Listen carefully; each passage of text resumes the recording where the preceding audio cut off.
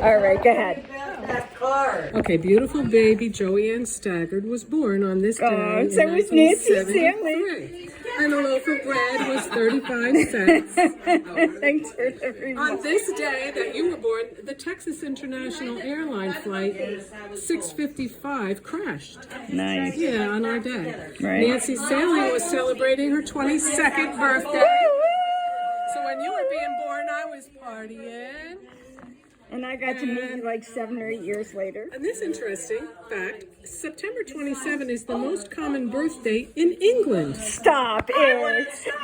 So, being English, okay. Wait, I thought there were 4 of them. You only read 3. Oh, you read all 4? Okay. Only that, that I was celebrating my birthday. It's, that was 4. There you go. Come on, get a picture. Hey, Joey Ann, as a Libra born in September 27th, you are characterized by your social, diplomatic, and imaginative nature.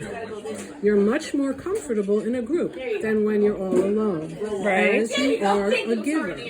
The opportunity to share your imaginative outlet. You shy away from arguments as you prefer harmony in relationships over all else.